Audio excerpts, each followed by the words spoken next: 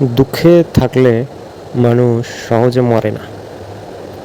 দেখবেন একজন মানুষ অনেক দুঃখে আছে, সে দোয়া করতেছে যে তার মৃত্যু হোক, কিন্তু হচ্ছে না।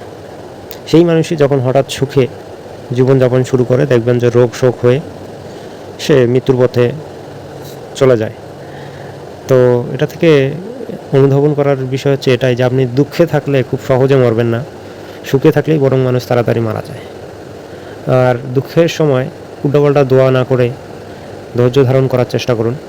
একমাত্র ধৈর্য ধারণের মাধ্যমেই দুঃখ থেকে সুখে আপনি যেতে পারবেন। সুখ এবং দুঃখ দুটোই হচ্ছে ক্ষণস্থায়ী জিনিস। কেউ সারা জীবন সুখে থাকতে পারে না, আবার কেউ সারা জীবন দুঃখেও থাকতে পারে না। একটা না একটা সময় পরে সে সুখে পদার্পিত হয় দুঃখ থেকে। আবার যদি একজন মানুষ তার পুরা জন্মেই সুখ না পায়, হয়তো বা মৃত্যুর পরে তার জন্য সুখের একটি জীবন অপেক্ষা করছে। সে সুখে হোক দুঃখে হোক, আপনাকে ধৈর্য ধারণ করে অত্যন্ত ধৈর্য ধরে বাঁচতে হবে। কারণ সুখে আছেন আপনি আজকে, কিছুক্ষণ পরে সেই আপনার সুখের পরিবেশটা দুঃখে চলে যেতে পারে। তাই সুখ দুঃখ যেটাই থাকুন, আল্লাহর শুকরিয়া আদায় করে মানে ভালোভাবে চলুন।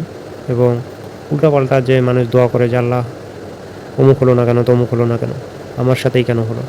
আসলে মূলত প্রকৃতপক্ষে প্রত্যেকটা মানুষই দুঃখী, সকলের সাথেই নানা ধরনের ঘটনা ঘটছে। আপনি হয়তো জানেন না, সবাই প্রকাশও করে না, তাই আপনার মনে হয় যে শুধু আপনার সাথেই ঘটছে এবং মানুষের সাথে ঘটছে না। হয়তো বা অর্থবিত্ত দেখে ভাবছেন যে অমুক মানুষটা সুখী, তার গাড়ি আছে, বাড়ি আছে, সুন্দরী বউ আছে, অমুক তমুক, কিন্তু খোঁজ নিয়ে দেখেন সেও কোনো না কোনোভাবে দুঃখী। তো একজন মানুষ সুখীও হতে পারে না পুরোপুরি, দুঃখীও হতে পারে না। সুখ দুঃখ মিলেই জীবন। তাই ধৈর্য ধারণ করে আল্লাহর উপর ভরসা রেখে চলুন। এবং যখন আপনি এটা বিশ্বাস করবেন যে একদিন আপনাকে এই দুনিয়া ছেড়ে চলে যেতেই হবে, দেখবেন যে এই দুঃখগুলো আর দুঃখ মনে হচ্ছে না। এবং যদি অতি সুখে থাকেন, তখন আপনি যখন মৃত্যুর কথা ভাববেন, তখন দেখবেন যে সুখও আপনার অতটা সুখ মনে হচ্ছে না, কারণ আপনি জানেন যে এগুলো সব ক্ষণস্থায়ী। তো সঠিকভাবে চিন্তা ভাবনা করে সঠিক সিদ্ধান্ত নিয়ে চলুন, দেখবেন যে আপনি মনের দিক থেকে সুখীই হবেন। আর দুঃখে থাকলে দুঃখ প্রকাশ করে স্যাড পোজ দিয়ে স্যাড চিন্তা ভাবনা করে কোনো লাভ নেই। আপনি বরঞ্চ সুখে দুঃখে যেভাবেই থাকেন, সবসময় শুকরিয়া আদায় করে আপনার মনকে সুস্থ স্বাভাবিক এবং সুন্দরভাবে ভালো রাখুন। আপনি মনকে বোঝান যে আপনি ভালোই আছেন আর 10 জন মানুষের চাইতে।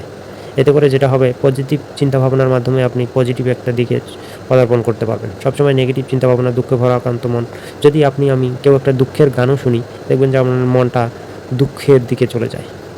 ঠিক আছে? তাই অযথা অতিরিক্ত চিন্তাভাবনা না করে, ওভারথিঙ্ক না করে আপনি আপনার কাজ সবসময় সঠিক দায়িত্ব পালন করুন। আপনার নিজের যে অবস্থান, সেখানে যে কাজ, সেই দায়িত্ব কাজগুলো আপনি সঠিকভাবে করুন। দেখবেন যে একদিন না একদিন আপনি ভালো পর্যায়ে পৌঁছাবেন, অবশ্যই পৌঁছাবেন।